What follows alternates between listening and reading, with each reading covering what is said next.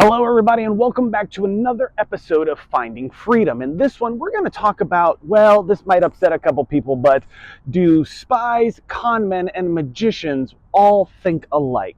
Well, the reason why I'm getting onto this topic is because, well, as some of you might know, I was former military. I had the nickname Magic Mike because I did magic tricks and stuff like that, not because of the other Magic Mike, although I did dance every once in a while. Not like that.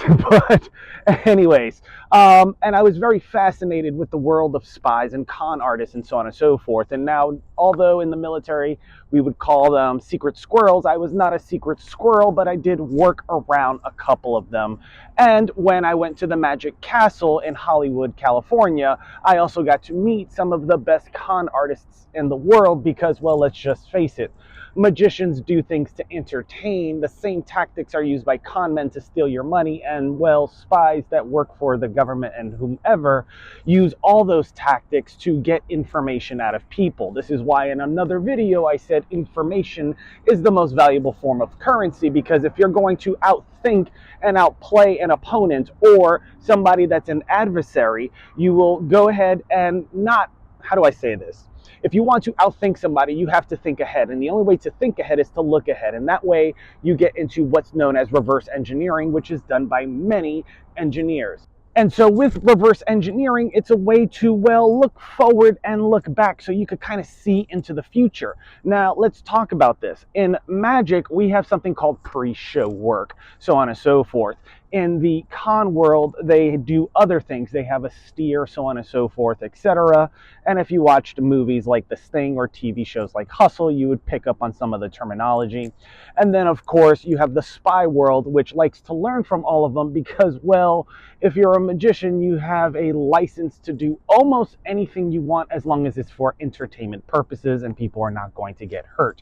If you're a con artist, on the other hand, people might miss out on a lot of money, so on and so forth, etc., and they might get screwed over, and you're probably going to break the law. If you're a spy, you're definitely going to break the law, but it's okay because the government has your back, and there is a special carve-out, just like there's a special carve-out for magicians that says you can do certain things underneath certain parameters. So we're the types of people that say, okay, these are the rules, great, let me figure out every which way to bend them. Now, if you're going to live a life of freedom and you're going to get into business, you're going to have to learn how to bend rules. You're going to have to learn how to read the fine print, because just like the way magicians and con artists work, there are things that you need to actually look for, and that's why it's called fine print, not because of the small font, but because it's normally buried within the terminology, and if you don't understand the terminology, you're going to get lost in the sauce. So when it comes to thinking like a magician or using the magician mindset, right, or going into the con world or going into the spy world, you have to put yourself in that state, and the only way you can do that is if you genuinely believe it. Because if you don't believe something that you're trying to pursue or that you're trying to do or that you're trying to portray, when you use your words, if you remember pitch and tone in our last video or in our other video that we had as far as the art of communication goes, that's where it's going to either be believable or unbelievable. And that's where you're going to leave people either wanting more or wanting less of that very thing. You know, how far can you push somebody if they have nothing? How far can you take somebody or take from somebody, so on and so forth, before they give up information or give you money, so on and so forth, etc.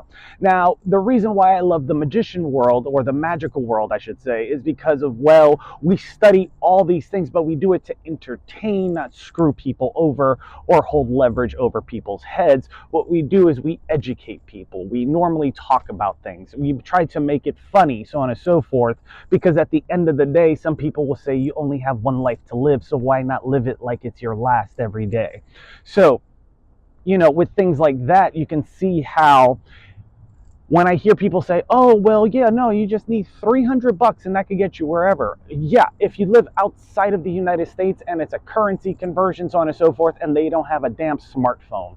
Outside of that, you're going to need a lot more money, because you're going to probably be in a situation where people already know your identity. They already know who you are, so on and so forth. They have your information, so on and so forth. So if they're already surrounding you, how come you're going to put on a facade? Why not assume that you're already from that point forward, whenever you pick up on that sense, right, that you're always being watched, which means everything is a test, as they would say in the movie The Recruit, which was for the CIA. Now, when it comes to understanding your equipment and how people get away with things, some people would be like, oh yeah, no, we had these type of phones and this, that, and the third, blah, blah, blah. Normally, and because I had a background in the military, your equipment is normally assigned to you, so on and so forth, and or it's dropped off and put at a location that you can get to later on in case you need to go without any equipment, and then you go pick it up when you get to the area in which you need to perform that task. Now, it does not mean you cannot have your own equipment. Just understand that that equipment might be compromised and might be underneath surveillance, so on and so forth. Or if you're trying to work an effect, remember there's always someone in the crowd that's trying to figure out how the magic effect works. So you're going to have hecklers in the crowd, but you can't take things personally, or else the show will not go on. Now, when it comes to the con world, they always say that if a person has been conned before, it's hard to con them again with the same con, because they're more aware because of that thing, because of the fact that, well, psychology would dictate that if something traumatizing happens to an individual, that goes into their long-term memory versus their short-term, and it stays with them. So that's why it becomes more difficult.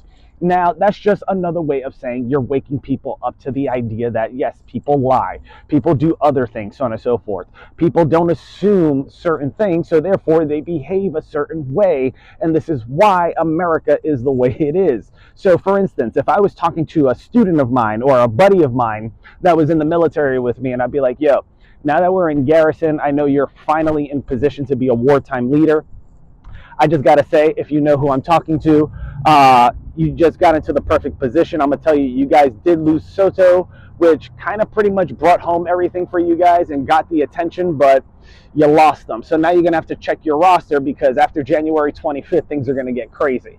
Now, if I was talking to an individual that way, and I was trying to be very specific there, maybe some of you guys pick up on what I'm laying down, because I was trying to speak to somebody, right? Or at least assimilate or give you a simulation of me speaking to somebody. Now, the terminology I was using pertained to a specific individual. The way I was talking pertained to a specific individual. If you want to speak to the masses, you have to speak to the people that people listen to. This is the only way your voice could possibly be heard. In the rap game, they talk about beef. This is when one rapper picks something out to say about another rapper, then they go back and forth. This is also a media tactic, because negativity weighs more than the positive. So therefore, their drama feeds both their bank accounts. I mean, think about it logically. If you haven't seen class, we're on logic and we're wrapping up. So think logically, but use creativity to understand the art, right? And then, of course, if you're a spy, yes, you have cool gadgets. Well, guess what? Magicians have cool gadgets too. You've never seen the movie Now You See Me? And he says, get close. Get really close, because I want you to see everything. He already knows that there are people that are trying to outdo or understand the effect, either for them to just ruin the show or ruin the magic for everybody else, or because they're just trying to be a pain in the ass. So when it comes to that, that's one thing, but magicians know how to handle that situation, because we're not trying to screw people over or take their money. So we're not in the con world, and we're not doing anything that is so deceptive that it's detrimental and it's considered illegal by law, especially if it's done to a civilian veteran, so on and so forth, which is why spying in the United States is under a clause that is illegal, and that's when the carve-outs have to come out, because then you have to inspect a lot of things from every which way. And what I mean by that is when there's a lot of catastrophe, people go to extreme measures in order to protect themselves. For instance, during World War II, the United States hired a group of magicians to help them hide a small village from the Nazis during the war. Now, they were so successful, not only hiding a small village, but they hid supplies, tanks, and everything else.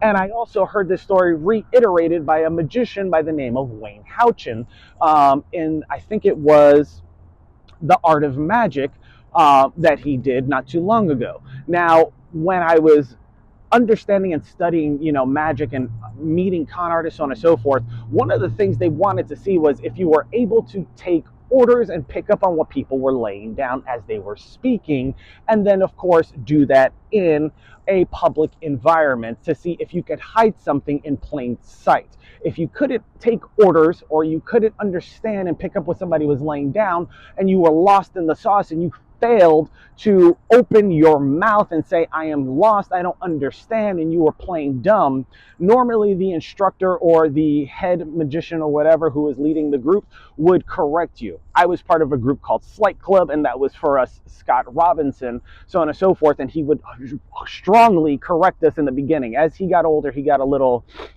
nicer, as they would say. But it was to see if you can listen, follow the directions, follow the rules, because that's the way the effect works.